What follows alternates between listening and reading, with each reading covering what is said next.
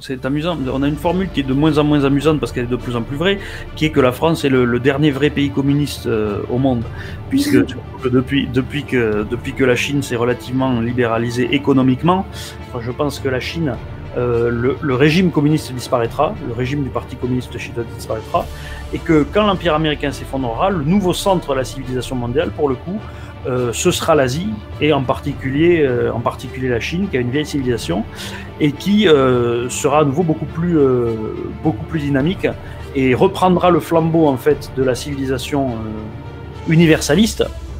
Philippe Fabry, historien du droit, prévoit l'histoire du siècle à venir.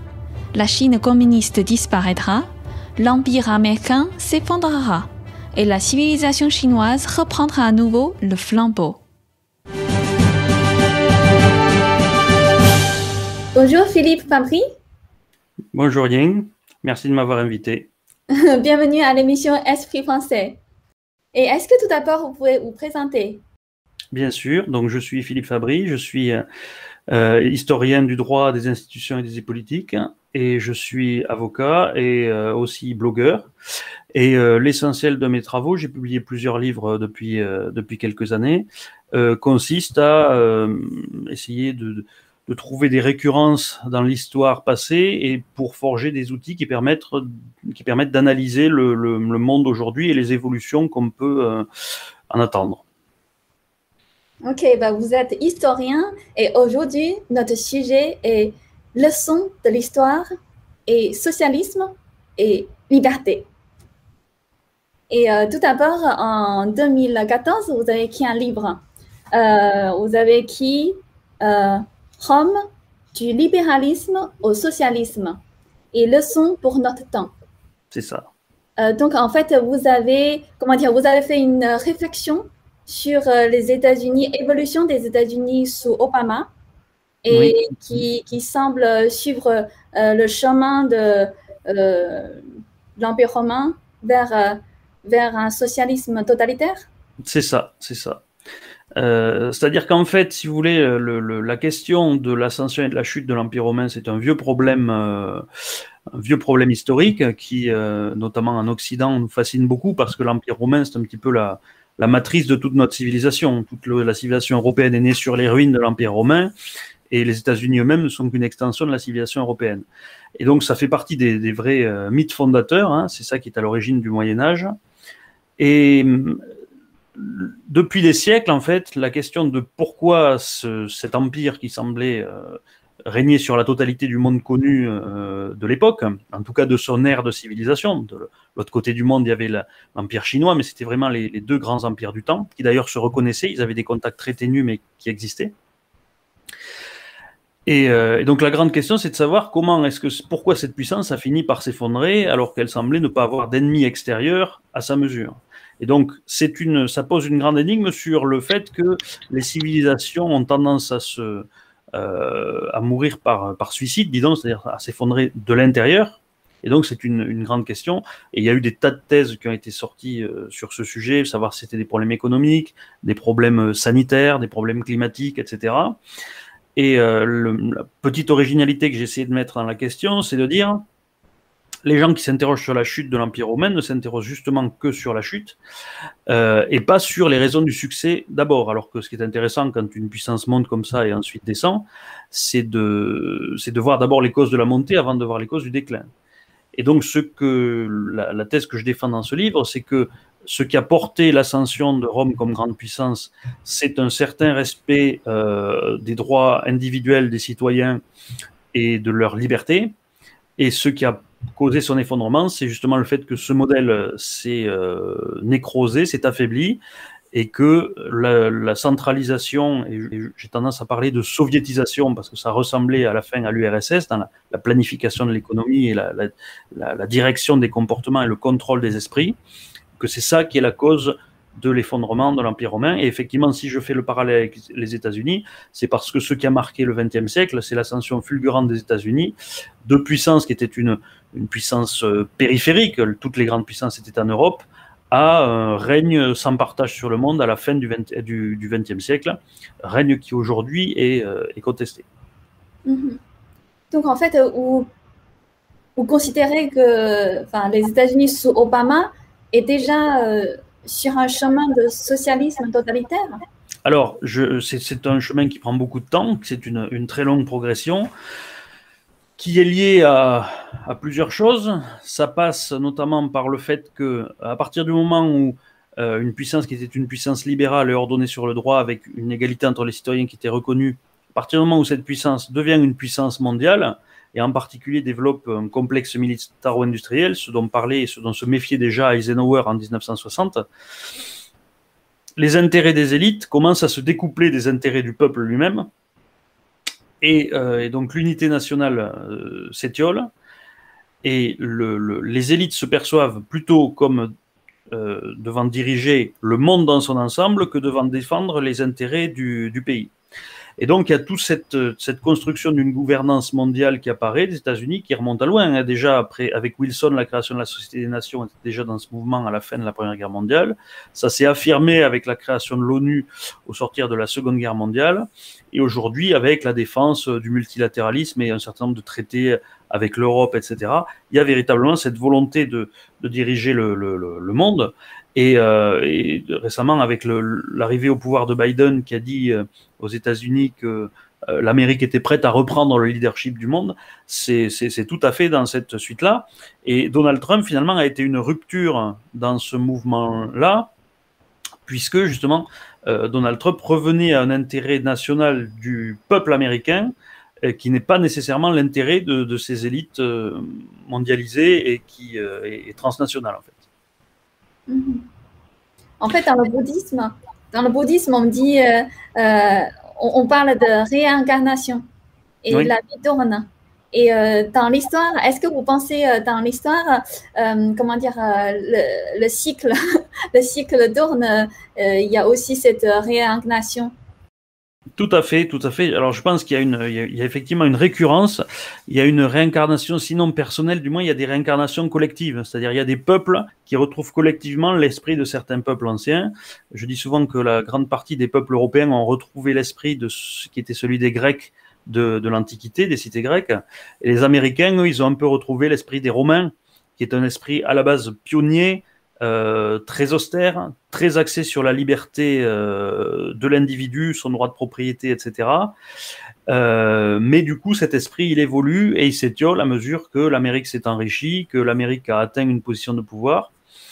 Et c'est ça qui est à l'origine, si vous voulez, de la mutation socialiste. Alors, quand je parle de socialisme, moi, je ne parle pas de l'idéologie de défense de la condition ouvrière qui est apparue au XIXe siècle.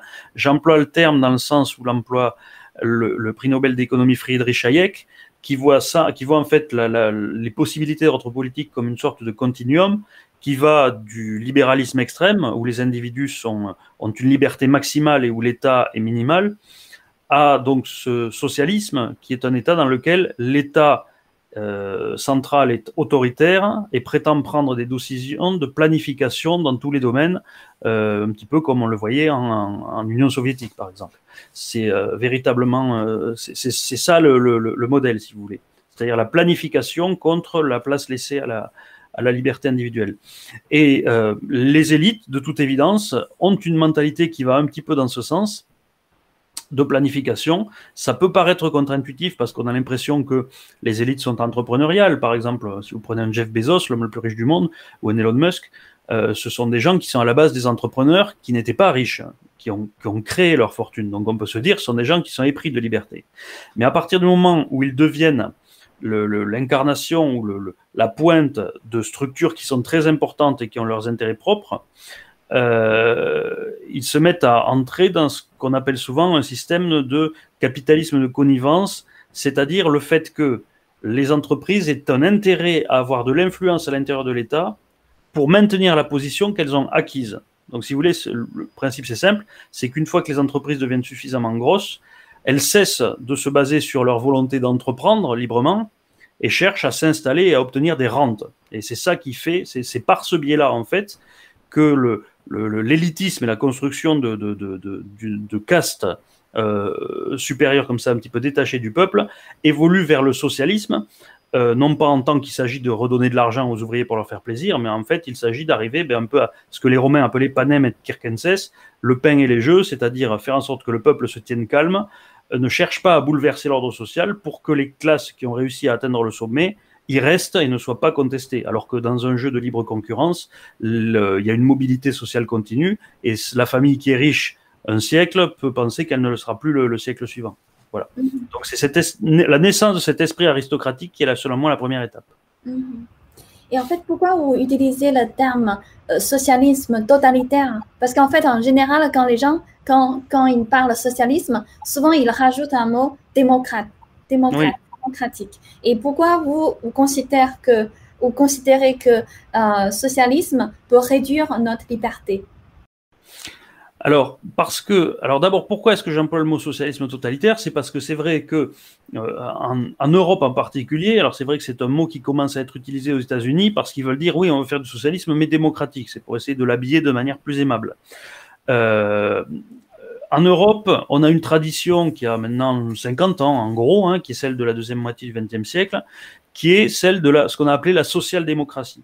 Et qui, effectivement, est en fait la démocratie plus ce qu'on appelle l'État-providence, c'est-à-dire un certain degré de redistribution pour diminuer les inégalités, et parce qu'on estime qu'étant un pays, des pays développés, il est indigne d'un pays développé d'avoir des gens qui meurent dans la rue ou qui subissent la misère totale. Bon. Le parangon de ceci étant essentiellement les États, ce qu'on appelle les États du Nord, le Danemark, la Suède, etc., la Norvège, qui sont véritablement très loin là-dedans, qui sont des pays avec des taux d'imposition très élevés, mais qui en même temps ont une liberté très importante. Jusqu'à récemment, en tout cas, ça commence à changer un petit peu. Mais disons, tant qu'il n'y avait pas de problème avec l'immigration, ces choses-là, et qu'il y avait une homogénéité sociale, et une telle homogénéité sociale et culturelle à l'échelle nationale qui fait qu'en fait, on avait affaire à une espèce de grosse famille. Ce modèle de la social-démocratie, c'est-à-dire du socialisme avec de la liberté, était possible. Simplement, vous avez une dégénérescence de ça sous certaines formes, puisque le problème, malgré tout, c'est que le socialisme, au sens pris de planification de l'économie et de redistribution sociale de la richesse, qui est forcément la richesse qu'on a pris à quelqu'un, par des impôts, souvent, ou ce qu'on appelle largement des prélèvements obligatoires, mais qui sont assimilables à des impôts, prendre quelque chose de manière obligatoire à quelqu'un, c'est limiter sa liberté. Et plus vous avez un contrat social qui est englobant, c'est-à-dire un contrat social qui ne concerne pas seulement le fait que tout le monde est égal devant la loi et qu'il faut respecter la police, mais qu'il faut aussi donner une partie de son argent pour garantir la sécurité de la retraite de tout le monde ou garantir les soins de tout le monde. Mais plus vous agitez d'obligations, plus ça vous fait un contrat social qui est épais en fait, et moins la liberté individuelle est là. C'est en ça que c'est limitatif de liberté individuelle, si vous voulez. Et le problème, c'est que autant dans une population qui est relativement homogène, ça peut fonctionner. D'ailleurs, si vous prenez la cellule familiale de n'importe quelle famille, quand vous avez des parents et des enfants, c'est communiste en fait. Tout appartient à tout le monde. On peut se disputer la propriété d'un peigne ou d'une brosse à dents, mais globalement, c'est un ordre qui n'est pas pareil que l'ordre social que vous avez à une grande échelle. Mais pour avoir un ordre comme ça qui marche, il faut continuer d'avoir une forte homogénéité et un sentiment d'appartenance et de proximité entre les membres de la communauté politique qui soit très fort.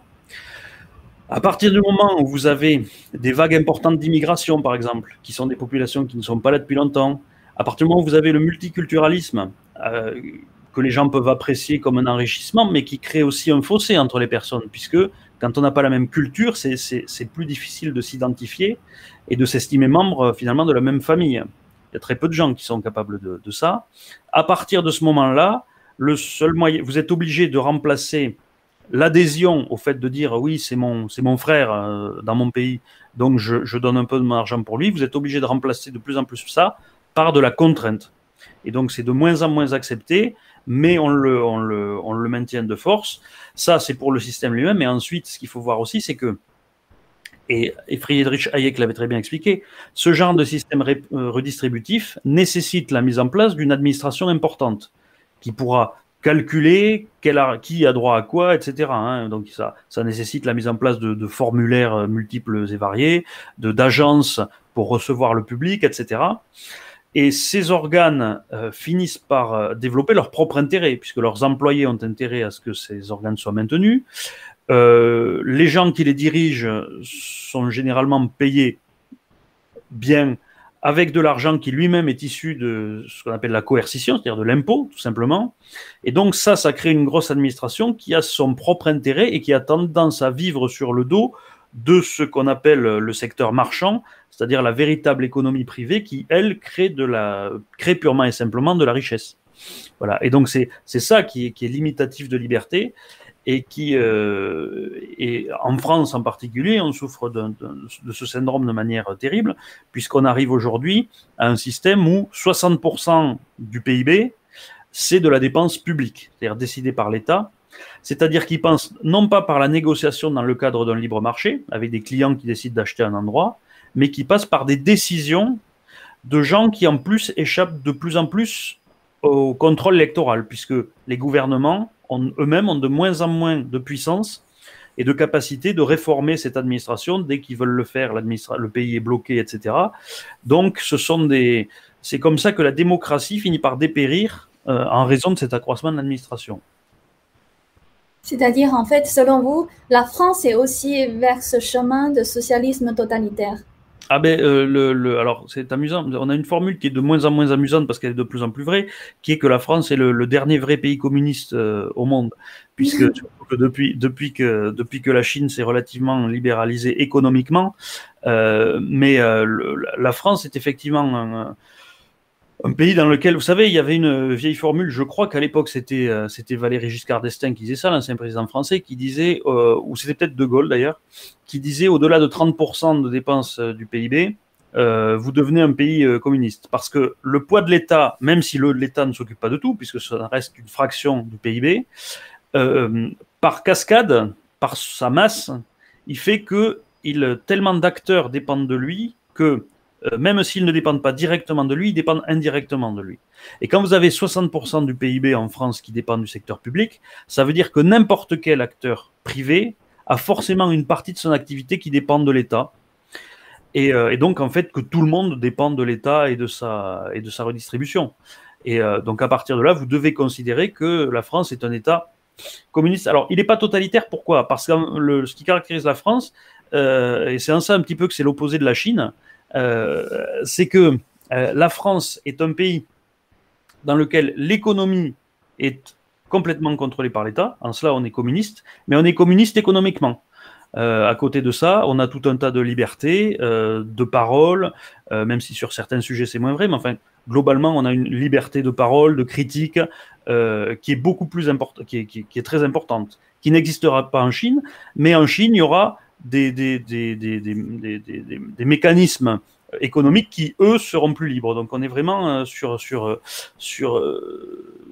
des modèles qui, je ne dis pas qu'ils sont complètement opposés, mais disons que la priorité sur laquelle s'exerce le contrôle n'est pas la même. Et c'est vrai qu'en Occident, on a tendance à parler plutôt de totalitarisme quand c'est la pensée des gens qu'on essaie de contrôler, quand c'est leurs opinions. Et donc, c'est pour ça qu'en France, finalement, on arrive à bien vivre le fait que, économiquement, on soit un pays pratiquement communiste, mais on ne s'estime pas totalitaire parce qu'on a le droit de dire que c'est un pays communiste et que ça ne marche pas, si vous voulez. C'est ça la logique un petit peu, je pense, dans la perception du totalitarisme, parce que pour nous, le totalitarisme, c'est les nazis, c'est l'URSS, c'est-à-dire des pays où on vous emprisonne quand vous dites quelque chose qui ne va pas. En France, on ne vous emprisonne pas quand vous dites quelque chose, simplement, on ne s'occupe pas de ce que vous dites, on s'en moque et on continue à faire comme si de rien n'était. Voilà, c'est ça la différence. Mm-hmm. Et certains ont remarqué il y a quand même une évolution vers la censure des libertés d'expression en France aussi. Oui, alors, effectivement. Donc, ce que je dis là, ça, on va dire, ça restait vrai jusqu'à il y a 3-4 ans. Depuis 3-4 ans, depuis l'arrivée d'Emmanuel Macron au pouvoir, et ça a commencé avant la crise sanitaire, hein, parce que souvent on trouve l'excuse de la crise sanitaire. Bon, la crise sanitaire implique des mesures exceptionnelles, ça on peut le comprendre, mais ça a déjà commencé avant. C'est-à-dire que la France a un problème, c'est qu'elle n'a déjà pas les mêmes institutions démocratiques que tous ses voisins. La France est un pays dont la structure constitutionnelle est beaucoup plus proche de celle de pays qui ne sont pas démocratiques comme l'Algérie, la Syrie ou la Russie, ou l'Égypte, que de nos voisins. C'est-à-dire, tous nos voisins ont tous nos voisins sont en état de démocratie parlementaire. Si vous prenez les institutions prévues constitutionnellement en Angleterre, enfin au Royaume-Uni, en Allemagne, en Italie ou en Espagne, ce sont les mêmes. C'est-à-dire, vous avez une autorité qui est soit un président élu, soit un monarque qui n'a pas de pouvoir, mais qui veille juste à la garantie des institutions. Et vous avez un gouvernement qui est dirigé par un Premier ministre qui est issu du suffrage universel, puisque c'est le Parlement, la majorité au Parlement, qui détermine qui est le Premier ministre. Chez nous, on a un président qui est élu tous les 5 ans, mais qui a à peu près les mêmes pouvoirs qu'avait l'empereur d'Allemagne en 1900, si vous voulez. C'est lui qui désigne de plus en plus c'est une évolution qui s'aggrave, qui désigne de plus en plus le Premier ministre, qui chez tous nos voisins est l'expression suprême de la démocratie. Chez nous, c'est le président de la République qui désigne le Premier ministre et qui choisit maintenant à peu près qui il veut. Le Premier ministre actuel, Jean Castex, personne ne le connaissait avant qu'il soit Premier ministre. Donc on est le seul peuple en Europe qui accepte d'être gouverné par quelqu'un qu'il ne connaît pas, qui est son chef de gouvernement, pour lequel il n'a pas voté. Donc il y a un gros problème en soi démocratique dans la constitution de la Ve République, qui est issue d'un coup d'État, puisque c'est un coup d'État du général de Gaulle en 1958, la Ve République, c'est de là qu'elle sort, validée par référendum, d'accord, mais dans des circonstances compliquées. Et donc déjà, il y a ça à la base qui est problématique en France. Simplement, comme la France était une vieille démocratie au moment où il s'est passé ça, on était une démocratie depuis les années 1870, ça faisait plus de 80 ans, il y avait une culture démocratique qui empêchait ces institutions un peu néfastes de donner leur pleine mesure, parce que le Parlement avait une certaine culture de son rôle, etc. Et le général de Gaulle lui-même n'était pas un dictateur, il n'avait pas cette volonté-là. Mais le problème, c'est que la culture démocratique s'est perdue en raison de la pratique de ce qu'on appelle la monarchie républicaine, c'est-à-dire qu'en fait, tout simplement, tout le pouvoir remonte au président de la République. Et donc, même si lui, il est élu tous les 5 ans, vous le savez, ce qui fait une démocratie, c'est pas le fait que les gens soient élus, ça ne suffit pas. Il faut aussi qu'il y ait un équilibre, une séparation des pouvoirs. Ça, en plus, on le sait en France depuis Montesquieu, puisque c'est un auteur de chez nous qui l'a écrit. Ça. Donc, et c'est en France qu'on ne le fait plus. C'est ça qui est paradoxal, c'est que aujourd'hui, on n'a pas de séparation des pouvoirs. Donc, vous avez toute une partie de la population qui n'est jamais entendue démocratiquement. Par exemple, le Front National, qu'on adhère ou pas à ses idées, fait en France entre 30 et 35% dans les urnes. Mais il n'a pratiquement pas de députés au Parlement, alors qu'il devrait être le principal parti du Parlement, en fait. Et donc, il devrait avoir un rôle important au gouvernement. Il en est totalement exclu et il est hors de question d'entendre parler. Mais on peut dire la même chose aussi de l'autre côté de l'échiquier à l'extrême gauche, c'est pareil. Donc, le problème, si vous voulez, c'est que comme il n'y a plus d'expression démocratique dans les assemblées, on a eu un mouvement qui était le mouvement des Gilets jaunes, qui est typiquement un mouvement de protestation qu'on voit dans les régimes autoritaires. C'est le même genre de choses qu'on a vu en Biélorussie, c'est le même genre de choses qu'on voit en Russie. C'est-à-dire que quand il n'y a pas de voix parlementaire, ça arrive à ça. Et c'est pour ça que d'ailleurs qu'il n'y a pas eu de gilets jaunes en Italie, en Espagne, en Allemagne, etc., alors qu'ils ont globalement les mêmes problèmes économiques et sociaux que la France. Mais ils n'ont pas eu les gilets jaunes parce qu'eux, ils ont des voies d'expression démocratique. Même si ça n'a pas duré longtemps, il y a eu Matteo Salvini au gouvernement en Italie, donc le peuple se sent toujours entendu, même s'il sait que, après, c'est le jeu de la démocratie, il n'est pas majoritaire.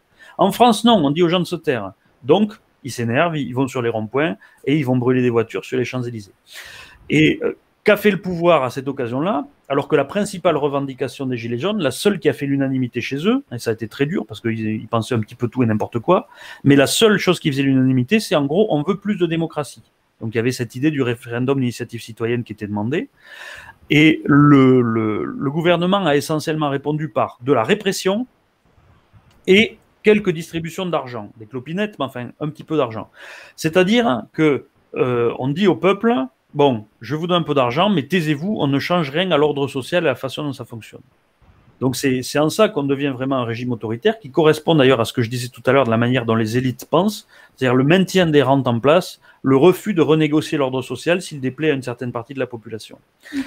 Et donc ça s'associe de plus en plus, effectivement, avec des lois de censure qui sont dites pour lutter contre la haine, prétendument, parce que le pouvoir décrète que certains gens qui ont certaines idées, par exemple, qui sont hostiles à l'immigration de masse, sont des haineux, alors que tous les sondages disent, et c'est vrai dans la plupart des pays occidentaux, que la population estime qu'il y a trop d'immigration, en particulier venant du monde arabo-musulman et d'Afrique.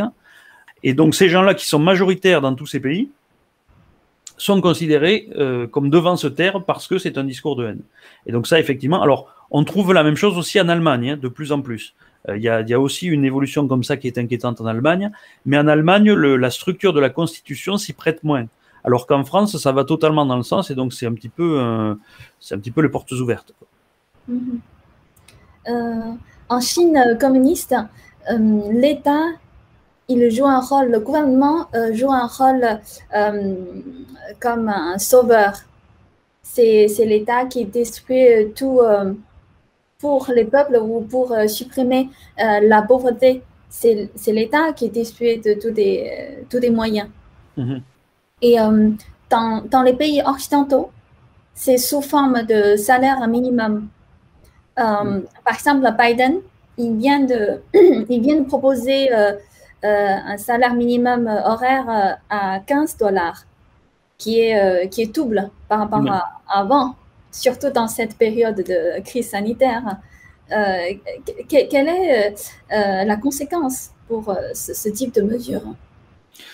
Alors, le problème, c'est que c'est une mesure qui est assez typique de l'État, c'est-à-dire c'est l'État qui décide une chose, mais c'est pas lui qui paye, puisque ce sont in fine, ce sont les citoyens qui doivent payer, puisque quand vous allez acheter un service, vous payez ce qui va dicter en partie la fixation du prix par celui qui vous fournit un service, c'est les coûts que lui-même a. Il peut pas travailler à perte, il peut pas travailler en dessous de son coût de revient, donc il est obligé de prendre ça en considération. Le problème du salaire minimum, c'est que s'il est au-dessus de la valeur marchande sur le marché du travail de certains individus, les patrons ne vont pas les payer plus. Ils vont s'en passer. C'est-à-dire que, en général, l'augmentation du salaire minimum, ça augmente mécaniquement le chômage. Parce qu'un patron va dire ça. Soit son employé est légèrement en dessous du SMIC, et là, il va l'augmenter un peu pour le mettre au niveau en faisant cet effort-là. Et soit s'il est trop en dessous, et ce qui va être le cas là aux États-Unis, parce que si on double, c'est un fossé, eh bien, vous avez tout simplement des gens qui n'ont plus d'emploi. C'est pour ça notamment que vous avez des tas de supermarchés de plus en plus qui remplacent leurs caissières, qui étaient traditionnellement un métier au salaire minimum ou proche, qui les remplacent de plus en plus par des robots ou par des caisses automatiques, qu'on appelle. Et vraisemblablement, ça va favoriser ce mouvement-là, en fait. L'écrasement, la disparition de tout un tas de petits métiers pour les gens qui ne sont pas qualifiés, qui se retrouveront obligés de vivre uniquement avec l'aide sociale, c'est-à-dire que c'est un faux cadeau qu'on leur fait. Vous en avez quelques-uns, je disais ceux qui sont pas loin de la limite, dont le revenu va augmenter, mais les autres non. En même temps, comme vous obligez les patrons à faire un effort sur les salaires qui sont les plus bas, ça crée une pression à la baisse sur les salaires qui sont un peu plus hauts, parce qu'il faut bien que les patrons économisent quelque part. Et ça, on le connaît bien en France, c'est ce qu'on a appelé la smicarisation du marché du travail, c'est-à-dire que de plus en plus, les salaires ont tendance à se masser autour du SMIC, et tout le monde a tendance à avoir à peu près le même niveau de vie. Dès que vous gagnez un peu d'argent en France, on s'en aperçoit très vite, plus vous vous éloignez du SMIC, plus très rapidement vous avez vos impôts qui augmentent, ce qui fait que votre niveau de vie n'augmente pas à la mesure de votre accroissement de revenus, parce que vous avez des choses qui vont se mettre à coûter beaucoup plus cher. Par exemple, les crèches pour faire garder les enfants. Et vous avez d'autres choses tout simplement qui vont augmenter, c'est-à-dire les impôts vont augmenter, les cotisations sociales vont augmenter fortement, et c'est pour ça qu'on a eu une polémique récemment avec la question de savoir est-ce qu'à 4 000 € on est riche ou pas riche. C'est une polémique un peu franco-française mais qui illustre bien la chose. Pourquoi? Parce que vous avez tout un tas de gens en France qui se disent que 4 000 € par mois c'est énorme, alors que les gens qui touchent 4 000 € par mois savent que dessus déjà ils payent à peu près 20% d'impôts, ce qui est énorme. Donc qui se retrouvent avec beaucoup moins à la fin, et qu'il y a tout un tas de choses qui payent plus cher, ce qui fait que leur niveau de vie, leur écart de niveau de vie, en fait, est moins grand que ce qu'on pourrait penser. Les gens qui gagnent 4 000 € en France de revenus ne vivent pas 3 fois mieux que les gens qui vivent le SMIC, en fait. C'est ça l'idée. Et l'autre point qui est très douloureux et qu'on a encore du mal à analyser en France, c'est que Si vous regardez en Suisse, le salaire minimum là-bas est à 4 000 euros. C'est-à-dire qu'en France, avec 4 000 euros, vous êtes dans les 10% ceux qui gagnent le mieux, et alors qu'en Suisse, vous êtes dans les gens qui gagnent le moins. Donc c'est ça l'effet secondaire de l'augmentation d'un salaire minimum, c'est cette pression vers l'égalité. Et je pense que ceux qui le mettent en place, alors il y a ceux qui ont de bonnes intentions, qui ne sont pas très doués en économie, mais qui ont de bonnes intentions, ils se disent ça va améliorer le sort de ceux qui gagnent moins. Et il y a ceux qui sont un petit peu plus filous, un petit peu plus rusés. Et je pense qu'on a vu que Joe Biden était le candidat des GAFAM, de Google, Amazon, Facebook, etc., qui sont les entreprises de l'intelligence artificielle, qui sont les entreprises qui vont triompher de plus en plus avec la robotique. Et donc, c'est elles qui sont favorisées par le fait qu'il y ait tout un tas d'emplois qui deviennent moins rentables que des robots. Parce que, du coup, ça va leur ouvrir des marchés au détriment de l'emploi de personnes qui pouvaient travailler jusque-là. Donc, je pense que derrière cette augmentation brusque du SMIC, il y a quelque chose qui relève de la manipulation et de l'ingénierie sociale qui vise en fait à transformer l'économie américaine en rejetant définitivement et volontairement dans la dépendance sociale envers l'État tout un pan de la population, sachant qu'en plus, dans une démocratie comme la démocratie américaine, ça a un intérêt électoral. Parce que si vous avez des gens qui dépendent entièrement de l'aide sociale, il suffit de leur promettre, ou en tout cas dans l'idée, il suffit de leur promettre une petite augmentation pour qu'ils votent pour vous et que vous soyez réélus. Donc c'est aussi un outil de manipulation de la démocratie. Est-ce que vous pensez le gouvernement de Biden va s'accélérer l'effondrement des États-Unis? Alors, je pense pas, parce que je pense que le gouvernement Biden, c'est le début d'une crise. Je pense qu'il y a une mutation très importante qui est en train de se faire du clivage politique aux États-Unis et de l'ordre politique aux États-Unis. Qui, pour reprendre le parallèle avec Rome, on a vu à Rome d'ailleurs. C'est-à-dire que aujourd'hui, vous avez ces grandes entreprises dont j'ai parlé, qui s'associent avec les démocrates pour promouvoir tout ce qu'on appelle la cancel culture et la culture woke, c'est-à-dire le LGBTQI+, etc., le culte des minorités, parfois racialistes, des noirs, des musulmans, etc. Et tout ceci s'est opposé avec l'élection de Donald Trump à une Amérique traditionnelle, blanche, de classe moyenne, qui refuse de disparaître et de voir sa culture détruite par ces nouveaux mouvements. Mais en réalité, ce que je pense profondément, c'est que c'est un nouveau clivage qui est en train de naître. Parce que, et ça me fait penser à ce qui s'est passé à la fin du IIe siècle avant Jésus-Christ à Rome. Vous avez eu des gens qu'on connaît très bien, ça fait partie des personnages les plus célèbres de l'histoire romaine. On va reparler un peu de réincarnation, là, du coup, ça joue un peu là-dessus. Si vous voulez, c'est le même rôle historique qui est pris, qui étaient les Gracques. Les Gracques, c'est deux frères qui ont constaté qu'à la fin du IIe siècle avant Jésus-Christ, il y avait un gros problème dans l'évolution de Rome, qui est que son ordre politique traditionnel était complètement corrompu par le fait que, avec la montée en puissance de Rome, puisque Rome s'est considérablement enrichie dans ce IIe siècle, puisque et dans le siècle précédent, c'est le siècle où elle a vaincu Carthage, où elle a fait des tas d'esclaves, où elle a conquis une grande partie du monde connu, elle a conquis la Grèce. Donc mais cette richesse a essentiellement profité aux sénateurs, c'est-à-dire à ceux qui déjà tenaient le pouvoir, parce qu'ils étaient aux premières loges pour se distribuer les fruits de ce pouvoir, comme les classes, le complexe militaro-industriel et les grandes entreprises aux États-Unis. Et donc, ce qu'a voulu faire l'aîné des Gracques, qui était en fait un réactionnaire, lui, ce qu'il voulait, c'était restaurer la République telle qu'elle était avant, et donc il voulait faire une réforme agraire, c'est-à-dire, il disait, bon, les sénateurs ont accaparé les terres qui ont été prises, donc économiquement, c'est-à-dire ont accaparé les marchés, donc je vais les redistribuer, je vais limiter la propriété maximale et le redistribuer au peuple pour que les gens aient à nouveau du travail et qu'il y ait à nouveau une égalité dans le travail économique, dans la répartition, qui restaure l'égalité républicaine et le fonctionnement de la République telle qu'elle existait avant que les sénateurs s'enrichissent comme ça. Bon. Il n'a pas réussi à faire sa réforme parce que les sénateurs s'y sont opposés et ils l'ont fait assassiner. Bon, ils n'ont pas réussi à faire assassiner Trump, mais bon, ils ont gagné cette élection d'une manière qui reste un petit peu curieuse pour un certain nombre de gens. Et la question, c'est qu'est-ce qui va arriver de ça? Qu'est-ce qui va arriver du populisme de Trump? Et donc, si on se réfère aux Gracques, on voit la façon dont ça a évolué, et je trouve ça assez intéressant. C'est que, autant à la base, donc c'était réactionnaire, l'idée du frère aîné des Gracques, c'est comment on ne peut pas laisser le peuple qui s'est mis à régner sur le monde dans la misère totale. C'est pas normal que les Romains, qui sont un peuple courageux, qui ont conquis le monde, soient dans une misère totale. Donc c'était vraiment très axé sur l'ethnie romaine, sur la population de Rome elle-même. Et le frère cadet de Gracchus, de Tiberius, qui s'appelait Caius Gracchus, qui est le deuxième des Gracques, alors souvent on les associe tous les deux, mais en fait ils ne pensaient pas la même chose. C'est-à-dire que le frère cadet, lui, qui est arrivé une dizaine d'années après,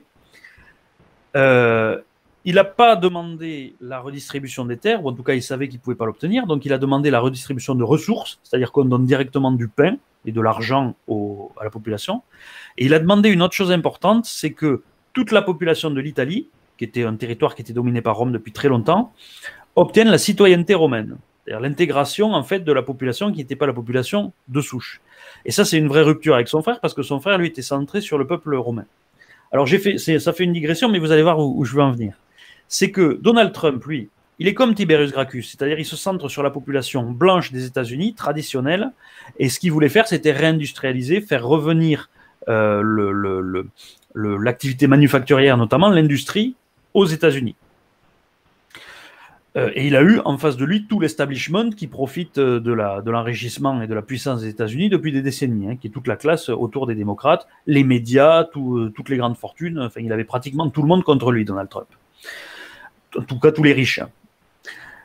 Et donc la question, c'est qu'est-ce qui va devenir du Trumpisme? Ben, si on fait le parallèle avec les Gracques, et on commence à avoir des indices, je vais venir tout de suite, on va avoir au contraire un amalgame qui va se faire entre la révolte populaire de la population blanche trumpiste, plus sur des raisons sociales, c'est-à-dire de fortune, que sur des raisons ethniques, et une alliance de ce mécontentement-là avec celui des minorités. Alors qu'aujourd'hui, à l'époque de Trump, on dirait qu'ils étaient opposés, parce que c'était les blancs racistes prétendument contre les minorités. Je pense qu'ils vont s'allier ensemble dans une haine et une rébellion contre les grandes entreprises et l'establishment. Et on le voit un petit peu déjà. Il y a eu l'affaire, je ne sais pas si vous l'avez vu, de GameStop aux États-Unis, avec ce hedge fund américain qui a été combattu et qui a perdu des milliards à cause d'une sorte de révolte populaire de gens qui ont tenté d'investir. Et l'État immédiatement a arrêté ça, en fait, a bloqué, a empêché les gens qui faisaient quelque chose de tout à fait légal, il les a empêchés de continuer pour sauver le hedge fund, c'est-à-dire la grande puissance financière. Et on a vu, dans les jours qui ont suivi, être d'accord sur les réseaux sociaux des gens qui sont de droite relativement durs, Ted Cruz, notamment, le sénateur et ancien candidat aux primaires, qui a été un fort soutien de Trump, et le fils de Trump lui-même, être d'accord avec Alexandria Ocasio-Cortez, qui est l'égérie de l'extrême gauche américaine aujourd'hui, des minorités, etc. Tous d'accord pour dire que c'était scandaleux que l'État empêche les pauvres de s'enrichir au profit des grandes. Donc je pense que là, on a cette synthèse qui va se faire et que le populisme trumpien va de plus en plus devenir quelque chose qui aura du succès chez les minorités. D'ailleurs, on a vu qu'il a très fortement augmenté ses scores par rapport à la première élection chez les Noirs, chez les Latinos, etc. Et donc, je pense qu'il va y avoir ce basculement. Véritablement, on va revenir à un clivage des pauvres contre les riches aux États-Unis et ça pourrait avoir des effets très délétères, puisqu'aux États-Unis, peu après les Gracques, ont commencé les guerres civiles entre ce qu'on appelait les optimates, c'est-à-dire les riches, et les populares, c'est-à-dire les populistes, tout simplement. Et ça, je pense que ça va arriver aux États-Unis. En revanche, donc ça va être la fin de la démocratie américaine, très probablement. Elle va être très en péril. Est-ce que ça va être la fin de la puissance américaine? Pas nécessairement, parce que la fin de la République romaine n'a pas signifié la fin de la puissance romaine, c'était le début de l'Empire, justement.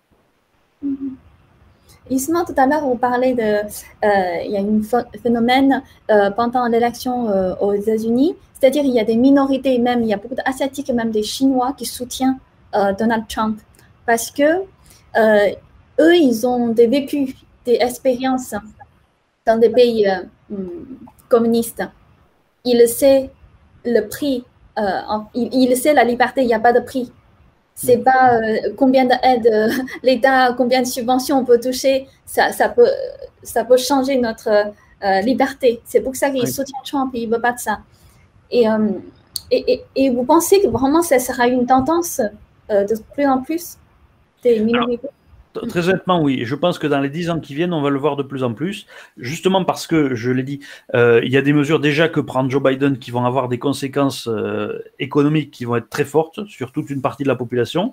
Et il faut savoir que le salaire minimum, c'est à ça que vivent une grande partie des minorités. Donc, si le résultat, c'est qu'au bout de 5 ans ou de 4 ans de mandat Biden, ou 8 ans, hein, s'il reste 8 ans ou que Kamala Harris prend la suite, si le résultat, c'est que tous ces gens n'ont pas un revenu qui a augmenté, mais qu'ils ont carrément perdu leur emploi et qui vivent à l'aide sociale, je pense qu'il va y avoir effectivement, et à mon avis c'est ce qui va se passer, il va y avoir de plus en plus une collusion, une réunion entre la population blanche et ces minorités pauvres.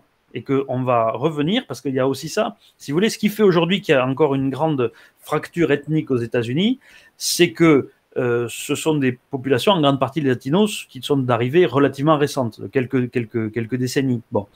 Mais plus le temps passe, plus vous avez un amalgame qui va se faire entre les populations, et à partir du moment où les tensions ethniques pures vont commencer à diminuer, c'est les facteurs sociaux qui vont redevenir prédominants pour cliver le pays.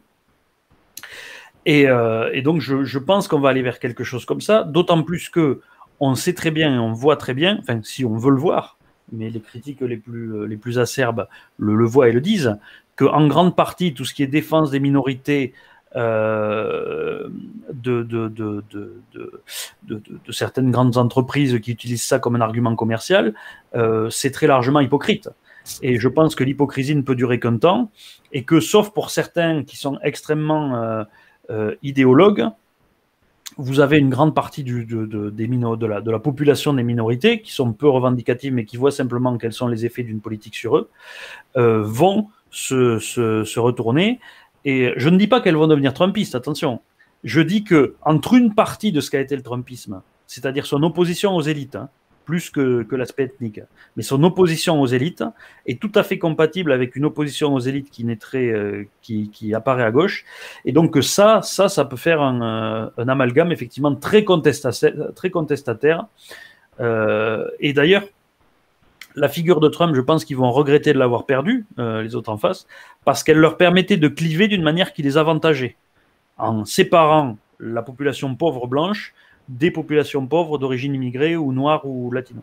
À partir du moment où il n'y a plus cet élément-là qui permet de dresser les uns contre les autres, l'unité sociale sur des critères sociaux, des critères de richesse, peut se refaire.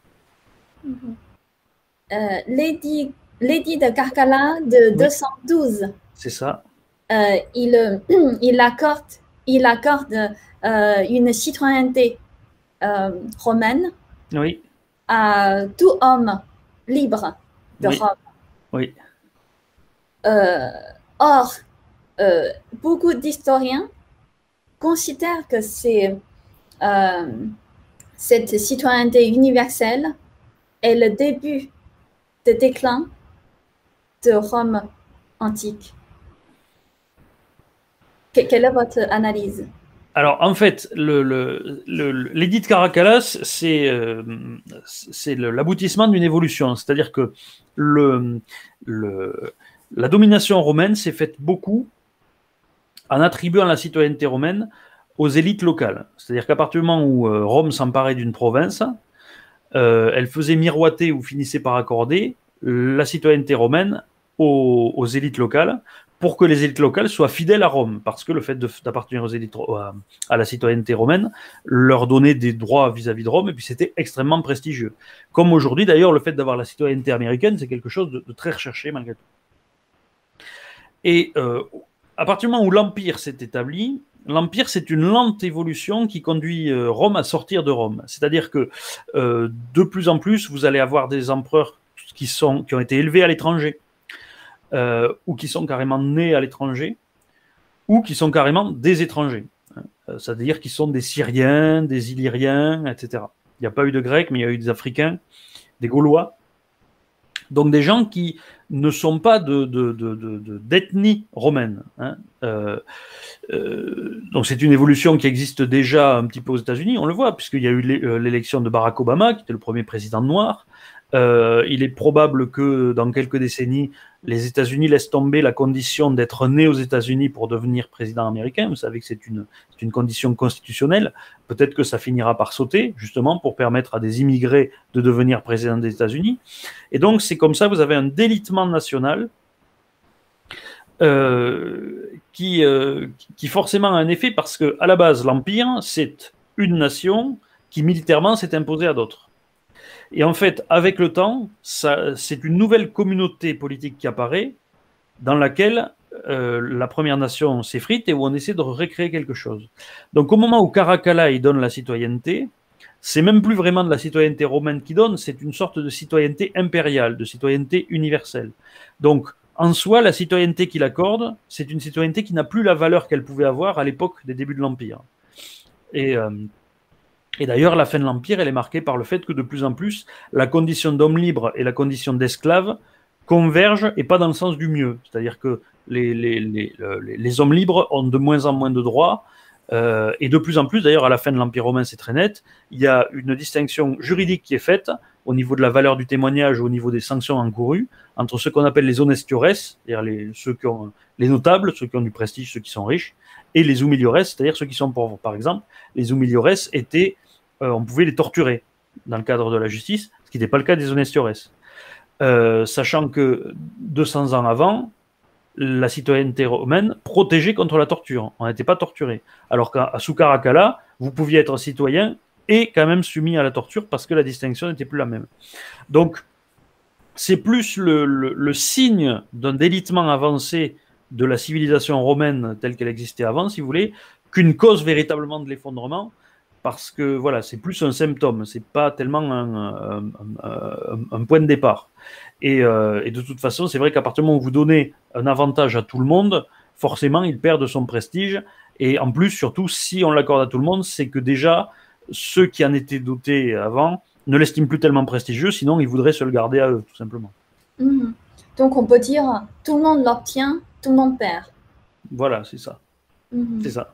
C'est un bon exemple pour les gauches radicales, pour les gauches radicales qui cherchent l'égalité absolue.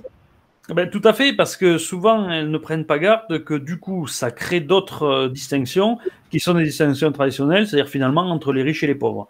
À partir du moment où vous supprimez des distinctions sociales qui sont de notre niveau, on revient à la distinction sociale la plus évidente pour tout être humain, qui est est-ce que celui que j'ai en face de moi est riche et puissant ou est-ce qu'il est pauvre et faible. Voilà, c'est ça.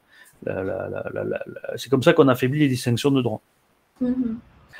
Et donc la citoyenneté romaine, c'était aussi ça. Le but, c'était d'accroître l'assiette fiscale pour dire désormais on pourra taxer directement les hommes libres de Syrie, les hommes libres d'Afrique, les hommes libres de Gaule, sans passer par un système indirect.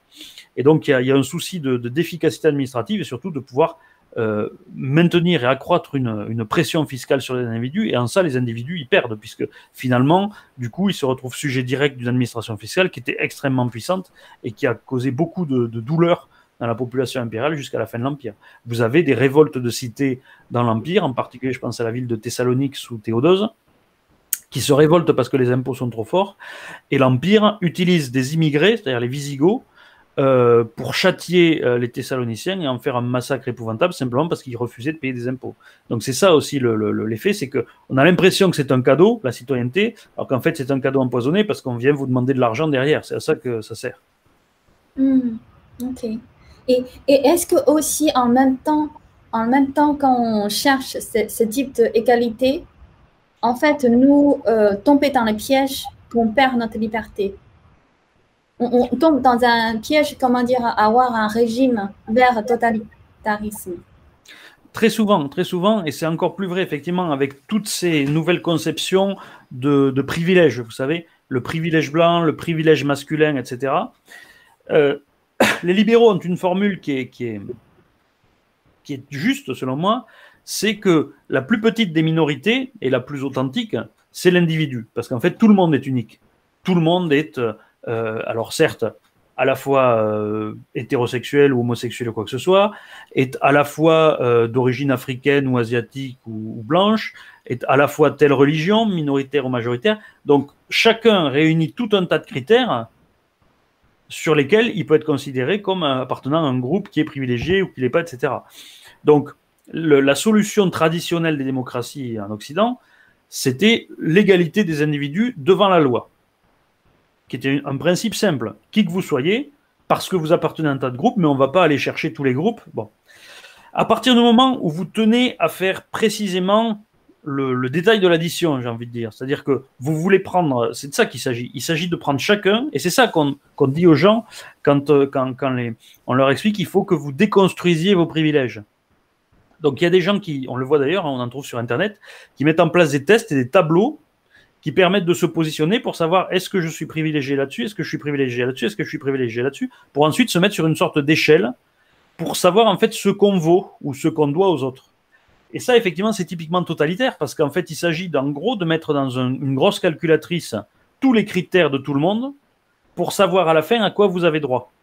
Pas en fonction de ce que vous faites, pas en fonction de ce que vous produisez, de ce que vous dites, etc., mais en fonction de ce que vous êtes à la base. C'est ça, en fait. On veut vous assigner une place en fonction de votre appartenance à tel ou tel groupe. Et ça, effectivement, c'est totalitaire. C'est complètement totalitaire parce que ça nie la possibilité du libre arbitre, ça nie la possibilité d'empathie d'un groupe à l'autre. C'est ce qu'ils disent d'ailleurs en expliquant par exemple que vous ne pouvez pas comprendre le racisme si vous n'êtes pas noir dans un pays blanc, par exemple, ou vous ne pouvez pas comprendre l'homophobie si vous n'êtes pas homosexuel dans un pays qui est... Vous voyez et donc, ça interdit l'empathie, et donc ça interdit le libre arbitre, parce que c'est grâce à son empathie, grâce à sa connaissance, qu'on peut essayer d'aller vers les autres et de trouver un terrain commun dans le cadre de l'égalité de droit. Et donc, supprimer cette égalité de droit qui laisse la chance à tout le monde d'être lui-même en fonction de son libre arbitre, pour le remplacer par la mise dans des cases précalculées, ça c'est de la planification, et donc ça, effectivement, c'est totalitaire. Et donc c'est une perte de liberté terrible, alors qu'à la base, c'est fait effectivement au prétexte de je veux être libre de vivre ma sexualité, je veux être libre de ne pas subir de discrimination. Oui, mais donc c'est audible, si vous voulez. Mais le résultat, à la fin, il est pire. Et il y a des choses comme ça qui existent. On le voit par exemple au Brésil, pour savoir à quel quota vous appartenez dans les universités, il y a des tests pour savoir quel est votre degré d'ascendance noire, blanche, etc. Aux États-Unis, c'est peut-être ça l'exemple le plus gros encore, je crois que c'est dans les facultés de mathématiques, vous avez des pondérations, des handicaps qui sont rajoutés sur la note en fonction de l'appartenance ethnique des gens. Donc, les Asiatiques qu'on considère très bons en maths, on leur met une très forte dégradation parce que sinon il y aurait trop d'Asiatiques dans les universités de mathématiques, c'est l'idée. Les Blancs sont moins bons que les Asiatiques, mais bons quand même en maths, on leur met un handicap moindre. Les Latinos encore en dessous, et les populations noires afro-américaines qui en général ont les moins bons résultats de moyenne, eh bien on leur met un facteur plus, une pondération positive pour leur donner un accès. Donc ça ne dépend pas à la fin de la qualité propre de l'individu, mais de sa pure appartenance à un groupe. Donc c'est une vision collectiviste en fait, qui nie la liberté individuelle et qui à la fin donne plus de liberté aux individus, parce que si vous êtes un des meilleurs en mathématiques et qu'on vous ferme la porte pour mettre à votre place quelqu'un d'autre au prétexte que lui, il appartient à une autre ethnie, c'est votre liberté qu'on viole et votre libre arbitre et votre volonté de travailler. Mm-hmm. Ça me rappelle un terme politiquement correct. En fait, c'est classer les personnes pas en fonction de leur contribution ou intelligence, mais en fonction de leur classement de crime, pas crime, de classement de leurs victimes, comment dire? Oui, victimaire, la compétition victimaire, c'est tout à fait ça. Oui. C'est le classement des victimes, et ça joue à ça, puisque vous êtes une victime, vous avez droit à ce qu'on vous donne un bonus, alors que si vous n'êtes pas une victime, on doit vous rabaisser. Le problème, c'est que est-ce qu'être très bon en mathématiques ou dans une autre discipline, c'est être coupable de quelque chose? Et est-ce qu'être mauvais, c'est être victime? Vous comprenez, c'est là qu'est la difficulté. Et donc, effectivement, et c'est très mauvais, si vous voulez, pour la civilisation dans son ensemble, parce que plus vous luttez, vous sanctionnez la compétence, le talent, moins ils ont tendance à s'exprimer. Or, les civilisations progressent parce qu'il y a des génies, parce qu'il y a des gens très forts, parce qu'il y a des entrepreneurs, des gens qui donnent leur plein potentiel. Les gens, ils arrêtent d'entreprendre, on le sait, quand ils sont trop écrasés d'impôts. Si travailler un peu plus me fera perdre plus en étant obligé de franchir un seuil et de payer plus d'impôts que de travailler moins, je travaille moins. Et il y a beaucoup de gens en France, par exemple, qui limitent leur activité professionnelle. Ils pourraient travailler plus pour gagner beaucoup plus d'argent, mais ils ne le font pas parce qu'ils paieraient tellement d'impôts en plus qu'en fait, ils travailleraient uniquement pour l'État. Ce serait ce qui est la définition de l'esclavage. Et donc, ils ne le font pas. Et brider les talents comme ça, c'est très mauvais parce que, après, vous vous retrouvez avec une civilisation qui est structurellement feignante, paresseuse ou incompétente parce que les gens n'osent plus faire les choses qu'ils savent faire de peur d'être sanctionnés. Et ça amène un appauvrissement généralisé. Et ça fait partie des causes de l'effondrement de Rome. Une des choses qui a fait que l'armée était de moins en moins efficace à Rome, c'est que si vous vous distinguiez un peu trop, vous risquiez d'être dangereux pour le pouvoir en place et d'être exécuté. Donc vous faisiez juste le strict minimum, vous essayez de ne pas devenir un héros, comme ça vous étiez sûr de garder votre tête. Bon, résultat, vous aviez des barbares qui rentraient partout. C'est pareil pour l'économie, c'est pareil pour tout. Et pendant très longtemps, nos civilisations ont encouragé et fait des héros, les grandes figures qui avaient beaucoup de talent, etc. Aujourd'hui, de plus en plus, on promeut des artistes parce qu'ils sont handicapés, parce qu'ils sont transsexuels, pour tout un tas de raisons comme ça, qui ne sont pas des choses qu'on peut leur reprocher. En soi, on ne peut pas reprocher à quelqu'un d'être handicapé, mais ce n'est pas ça qui fait la valeur artistique sur les critères qui sont demandés. Et donc, ça décourage ceux qui ont une vraie valeur et qui, du coup, ne produiront rien. Et ça, c'est une perte pour la civilisation. Imaginons que Shakespeare ait décidé de ne pas écrire parce qu'à son époque, on avait favorisé plutôt les femmes ou bien des minorités religieuses, etc. À ce moment-là, on n'aurait pas aujourd'hui les pièces de Shakespeare. Voilà. C'est ça qui fait la valeur d'une civilisation. Il faut qu'il y ait de l'émulation et cette compétition victimaire, qui en plus est assez malsaine, puisqu'il s'agit de se faire plaindre toujours, ce qui n'est pas une valeur très positive et qui encourage beaucoup à la créativité et à l'enthousiasme. Mm-hmm. En fait, c'est vraiment l'idée, concept de communisme. Et Trump, il considère le communisme ou parti communiste chinois comme la plus grande menace pour le monde. Et quelle est votre vision sur le communisme? Alors, déjà sur le communisme, oui, le communisme, c'est ça à la base. La grande formule du communisme, c'était de chacun selon ses moyens, à chacun selon ses besoins. C'est-à-dire, vous donnerez ce que vous êtes capable de donner par votre travail, mais on vous donnera que ce dont vous avez besoin. Donc, si vous êtes capable de produire tellement que vous pourriez vous offrir une Ferrari, vous ne vous offrirez pas la Ferrari parce que vous n'avez pas besoin d'une Ferrari. Par contre, on vous prendra l'argent et on vous donnera une petite voiture et on donnera l'argent à ceux qui en ont vraiment besoin. D'accord ? Effectivement, c'est ça le communisme. C'est typiquement du communisme. Bon. Après, la question, est-ce que la Chine est le principal danger pour l'ordre mondial ? Alors, pour l'ordre mondial américain, oui. Le problème de la Chine, c'est qu'elle est dans une phase de revanche nationaliste, comparable à ce qui était celle du Japon dans les années 1930, avec la volonté de restaurer une puissance, mais qui est alors, elle prétend que c'est beaucoup dans la discussion et dans l'effort partagé et la diplomatie. Et c'est vrai que jusqu'ici, ça s'est pas tellement fait de force avec des opérations militaires, mais ça se fait beaucoup avec des trappes à dettes, des fonctionnements qui sont un petit peu colonialistes vis-à-vis de certains pays, notamment l'Afrique ou certains ports, notamment je pense au Sri Lanka. Et donc, elle intimide effectivement beaucoup de ses voisins qui ont peur et qui recherchent l'alliance américaine pour ça. Mais en plus, bon, il y a aussi des inimitiés qui datent depuis très longtemps. Hein. L'inimité entre les Vietnamiens et les Chinois, par exemple, n'ont pas attendu ça pour exister. Bon. Et effectivement, le système américain restant aujourd'hui malgré tout plus libre, en particulier pour la liberté d'expression et la défense des minorités, que le système chinois, on se dit qu'il vaut mieux avoir, de la même manière qu'on préfère avoir un roi gentil et tolérant à la tête d'un pays. Je ne dis pas que c'est ce qui résume les États-Unis, hein, c'est juste pour faire la comparaison, qu'on préfère avoir un roi qui a l'air plus autoritaire et plus sévère. Bon. Et la Chine apparaît effectivement comme un régime sévère, avec ces questions d'espionnage de masse, même si ça existe aussi aux États-Unis, d'identification, de notation sociale, etc. Bon. Alors, on peut comprendre effectivement que Trump craigne ça, et c'est effectivement en partie un danger. Mais c'est plus le Parti communiste chinois et son fonctionnement qui pose problème que la Chine en soi. Si la Chine était libre, ouverte et démocratique, je pense que pour la plupart des peuples du monde, ça ne poserait pas de grandes difficultés, que ce soit la Chine ou les États-Unis qui dirigent. Donc c'est plutôt vraiment le régime qui pose problème. Après, on fait cependant toujours attention avec cette idée de régime communiste. C'est un régime effectivement qui est communiste dans la culture, hein, qui se rapproche de l'Union soviétique, ce contrôle des populations, ce contrôle mental, etc. Cependant, sur les plans de l'idéologie, il faut être un petit peu plus nuancé sur la distance qu'il peut y avoir, notamment entre ce qui se fait en Chine et certaines choses qui ont été malgré tout portées par le candidat démocrate aux États-Unis, Joe Biden, puisque au fond, c'est pas le même système, ça fonctionne pas de la même manière.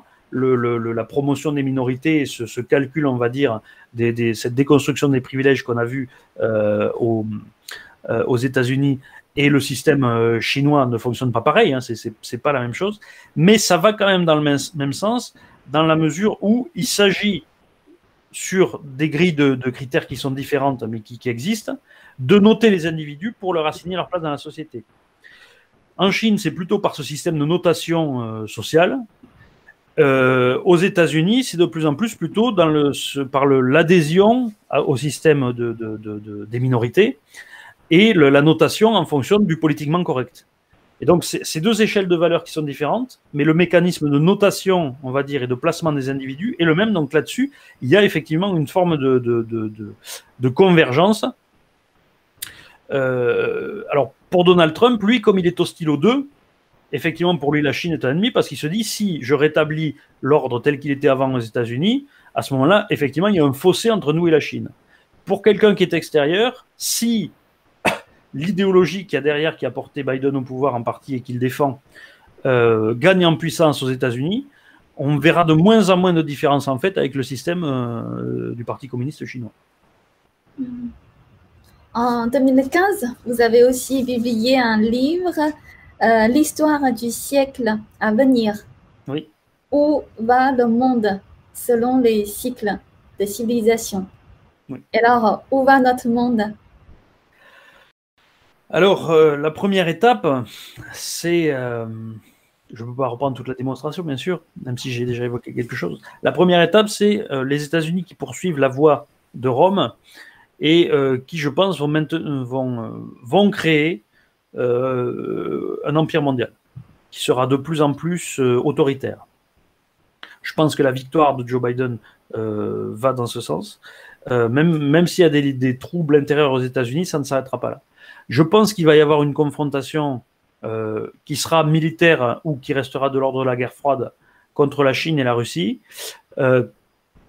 et que les États-Unis gagneront parce qu'ils sont malgré tout à la tête d'un réseau d'alliances qui est plus important. La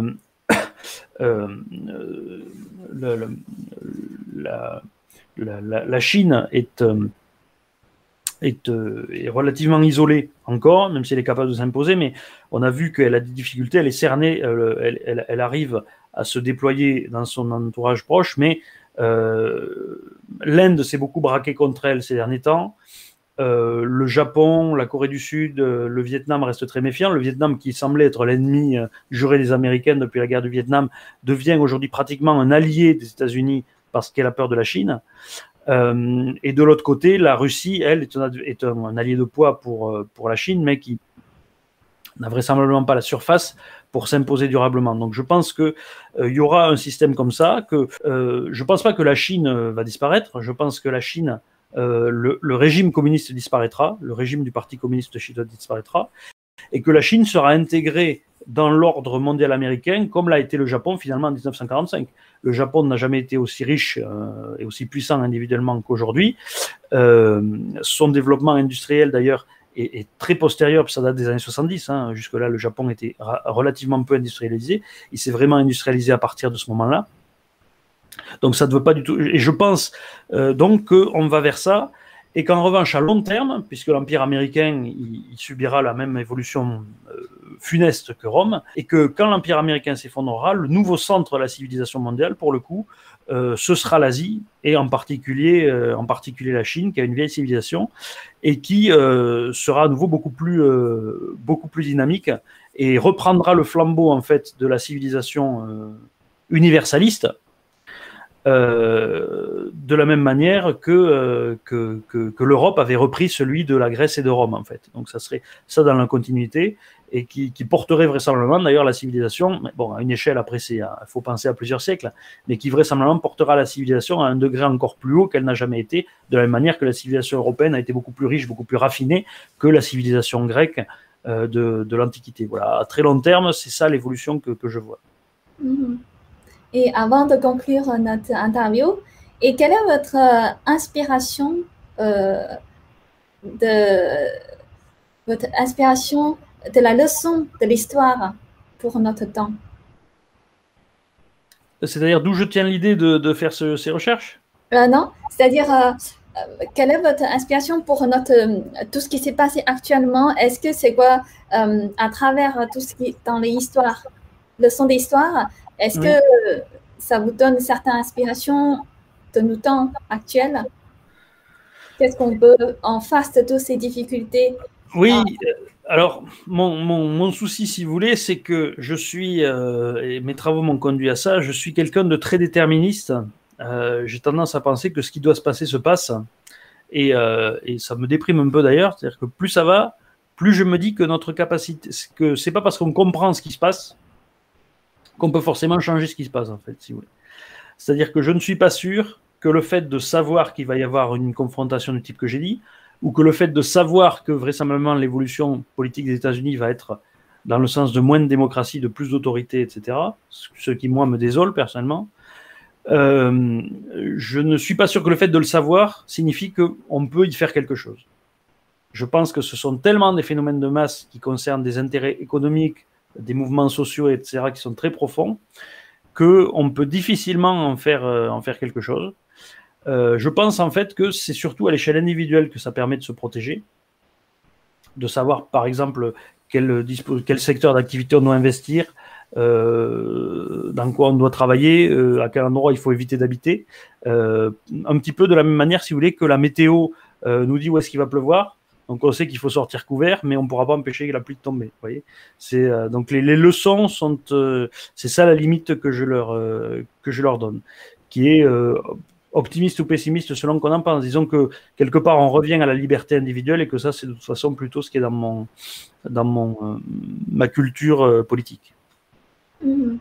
Donc est-ce que vous pensez comme chacun nous sommes quand même acteurs dans cette histoire? Nous sommes aussi, on regarde tout ce qui se passe, mais nous sommes aussi nous-mêmes acteurs. Alors, ça, oui, ça, je le pense. Et dans un autre de mes travaux, qui est le dernier livre que j'ai publié, qui s'appelle La structure de l'histoire, je fais la différence que je faisais déjà un peu, mais je la développe théoriquement, je la faisais déjà un peu dans l'histoire du siècle à venir, entre ce que j'appelle l'histoire nécessaire et l'histoire contingente. L'histoire nécessaire, c'est ce qui doit arriver, et l'histoire contingente, c'est la manière dont ça va arriver. L'histoire nécessaire, je peux dire que ça va se passer. En tout cas, je pense que le résultat de mes travaux, c'est de dire que ça va se passer sûrement. Par contre, comment ça va se passer, c'est pas sûr. Par exemple, je parlais de confrontation géostratégique sans savoir s'il y aura une guerre chaude ou ça restera une guerre froide. Et bien, si on peut faire en sorte que ça reste une guerre froide, je pense que c'est dans le champ des possibles et que c'est préférable. Heureusement qu'il n'a pas fallu de guerre nucléaire pour que l'Union soviétique s'effondre. Donc, si jamais il doit y avoir une confrontation qui amène la Chine à être finalement plus démocratique qu'elle n'est et à s'intégrer dans un ordre politique de manière profitable à tous, en fait, comme l'a fait le Japon après la Seconde Guerre mondiale, mais qu'elle peut y arriver sans avoir à subir ce qu'a subi le Japon pendant la Seconde Guerre mondiale et le monde en général, ça, je pense que c'est une possibilité. Je pense que ça relève malgré tout, effectivement, de la liberté, de la contingence. Et donc, à partir du moment où c'est pas nécessaire, ça veut dire qu'on a un pouvoir dessus. Mm-hmm. Donc, du coup, mais quel est votre message pour les personnes qui veulent quand même jouer comme un bon acteur dans cette histoire, faire un bon choix? Eh ben, alors déjà, je pense qu'il faut qu'elle s'informe de tout ça, qu'elle comprenne ce genre de parallèle historique. Si les gens ne veulent pas acheter mes livres, il y a toutes mes vidéos qui sont gratuites sur lesquelles je fais des exposés là-dessus, qu'ils peuvent trouver sur mon blog historionomie.net. Et à partir de là, ça enrichit leur réflexion, mais à partir de ça, je pense que mon idée, c'est que ce que j'apporte, cette aide à l'analyse et à la contextualisation, ça ne remplace pas le fait que les gens aient leurs idées, qu'ils aient leur volonté, qu'ils aient leur combat à mener, mais ça peut les aider à voir comment ils peuvent les mener. Et ça peut aider, par exemple, les gens qui se battent pour plus de démocratie, pour plus de liberté. Ça peut les aider à voir ce qu'ils peuvent faire et ce qu'ils ne peuvent pas faire pour se concentrer sur ce qu'ils peuvent faire et être plus efficaces. Je pense que c'est un petit peu ce qui est à la base de toute science. C'est avant de commander à la nature, il faut commencer par la comprendre. Et on sait que l'homme a appris que ça lui servait à rien de battre des mains pour essayer de voler, donc ça servait à rien de faire des efforts pour se muscler les bras pour voler. Par contre, s'il mettait son génie dans la fabrication d'un moteur et d'un avion, là, il pouvait voler. Voilà, je pense que c'est pareil pour le combat politique et métapolitique. Pour la liberté, je pense que ça aide aussi à voir ce qu'on peut changer, ce qu'on ne peut pas changer. Ça permet de se concentrer sur ce qu'on peut changer et de le changer effectivement. Okay. Mais merci beaucoup, Philippe. C'était avec plaisir.